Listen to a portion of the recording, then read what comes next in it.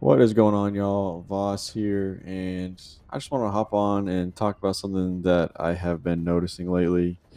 Um, and it's that it seems that a lot of content creators, a lot of streamers, YouTubers, people that like to play the game and are trying to make content and grow their audience, it seems like they are kind of missing the mark on what it takes or what resonates with their audience and what it takes to grow. And I know this is kind of crazy for me to talk about, given the fact that this is my first non-satirical commentary. I have 20 subscribers, but I am a consumer of content, and I know what I like to watch. And I would just like to, I mean, not even bash on people, but just throw this out there to people that are trying to grow and maybe correct course a little bit and see if there's something they can do to maybe fix some of the struggles they've been having. So first and foremost, I just want to say that there seems to be a disconnect between what people think it takes to grow their audience and what it actually takes. For instance, I hear about these guys that they're working part time at maybe a department store, but their real passion is gaming, so they're using their job to fund their real passion, their streaming, and there's nothing wrong with that. But if they're not taking a logical approach to what making a living off of it requires, then ultimately they're wasting their time and they're gonna wake up one day, late 20s, 30, and they decided to forego college, forego a legitimate, not legitimate, but more structured career path to pursue this passion, which I do think is legitimate, but they were not intentional with growing their audience. They kind of just went home, booted up their stream, booted up their game, and played the game and maybe even played it really well. But they got to consider what they're up against. Like me personally, if I want to watch Call of Duty, um, or a content creator playing COD, Warzone, whatever, I'm gonna tune in to Scump. He's kind of my guy, and the reason being, one, he is very good at the game. Obviously, he has proven himself over past decade or whatever. So it's like, oh, I'm not gonna fish through streamers and find which one is good as someone who's just passively watching. I'm just gonna go to someone who has accolades, is good at the game, has proven it, and I'm not gonna have to worry like, is this guy walling or whatever. He's just, we all know he's good at the game. And then the second part is the personality. Not to give him too much praise, but Scump, I think, in my opinion, love him, hate, I think he's a likable guy. He's got a he plays with energy, and even being retired, he plays like he really wants to win. It's just kind of enjoyable to watch. And if you maybe go to the Warzone category on Twitch, you're gonna see a lot of people that are good at the game. They've put a lot of time in, but uh, they're sitting in the dark. They got their face cam up, their webcam, but it's just some guy in a dark room, got his like neon string lights up in the back, hitting his vape pen every 15 seconds. You got to think, like, is this someone people want to connect with? Because me, like, subconsciously, I'm watching people that I could picture myself like, is this someone I would hang out with? Is this a fun guy to watch? His content is engaging. If you're good at the game, that is like, in all honesty, that's like 40% of the battle. Because you're someone who, you want to be the Warzone guy, the Call of Duty guy, you do your tips and tricks on TikTok, and that's great if that's kind of the identity you want. But the game fizzles out, or when there's not an update for a prolonged period of time, then you got nothing. You're just the guy that plays Call of Duty, and people don't have a reason to watch you. So I think if you're not making yourself appealing, whether personality, sense of humor, something, a face cam in itself does not legitimize your stream. You got to have something going in terms of how you interact with your audience, even if it's two viewers, how you interact with the people you're playing with. There's got to be some level of like, oh, as a viewer, this is a guy. He's funny, whatever he's chill, whatever your shtick is, there's got to be something there. I think they just have to consider what they're going up against. If someone wants to watch a streamer strictly for gameplay, they do not care about the commentary, what they have to say. They will find someone with accolades, land victories, tournament wins.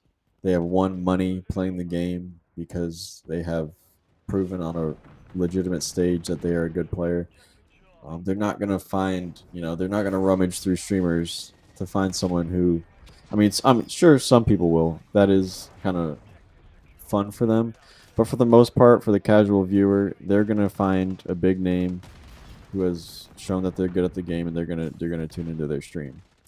Uh, and even so, if they do care about commentary, there are very charismatic Halo, Call of Duty, Fortnite streamers that are successful in that, whatever game it is, and they have their sense of humor, comedy, whatever going for them, and it draws more people in. If you're working your part-time job, making enough to put money on the table, you're feeding yourself, your dependents, but you're coming home feeling accomplished because you streamed for 6 hours and brought in 2 or 3 extra viewers, uh, but it was really just you playing the game, and you're not really adding anything of value. There's no substance. Then you put in time, but it's not the grind that I think some of these guys think it is, because they're not taking legitimate steps towards making it profitable. They're just putting in hours. So, yeah, my point here is just, if you're not doing something to entice people to watch, then ultimately, it's a waste of time. So, on top of being good at the game, uh, you just need to market yourself and appeal to people in a way that shows that you can add something of value to their free time. Um, like I said, whatever your shtick is, whatever you do that people might get entertainment from.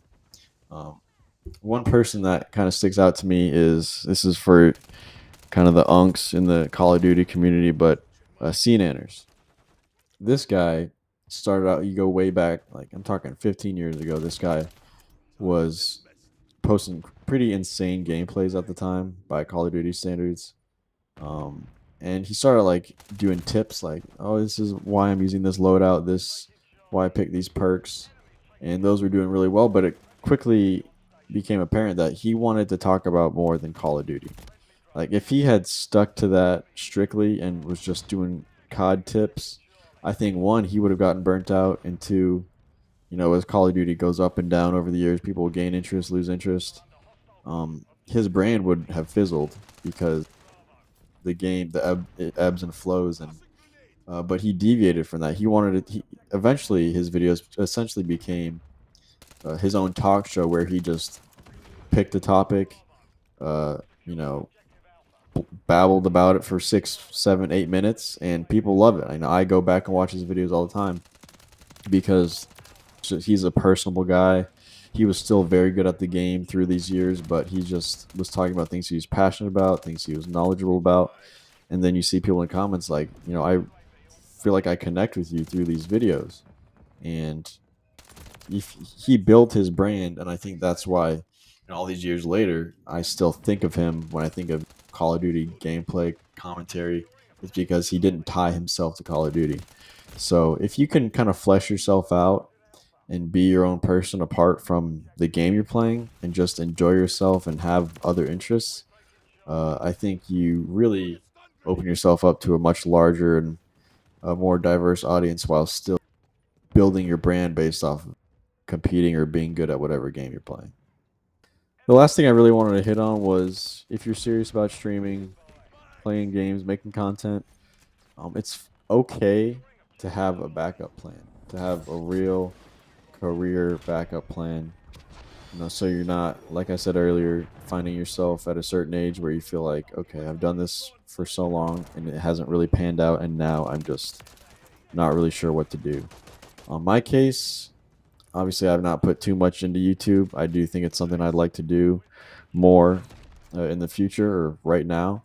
But I've put my time in, with school and stuff. So I have this kind of peace of mind where it's like, all right, if I want to make YouTube videos, I can do that kind of freely. I'm not relying on it to any extent, because I've put in the time elsewhere. So whether it's you taking classes, you kind of spicing up your resume, putting in time to make yourself a real employable candidate outside of your streaming, just doing something in that regard, so you don't find yourself desperate at any point in your career.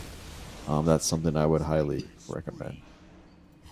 So that's kind of what I have to say about that. Really, this commentary was for the guy that does get off work, See, the thing is, though, is turn that on his game and say, I'm going to shot grind tonight. blockers I'm going to are put in the an hours and automatic win. get some Warzone dubs. But really, your stream isn't growing, or even if it is, it's you.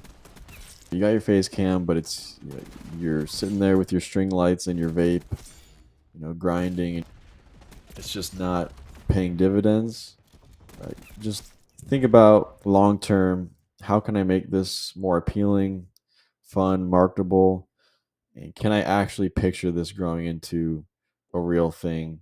And how do I avoid wasting my time? So that's really who I made this for. It just kind of stuck out to me, but hopefully anyone interested in making videos, streaming was able to take something from it. And I guess I'll catch y'all next time. Sure, it's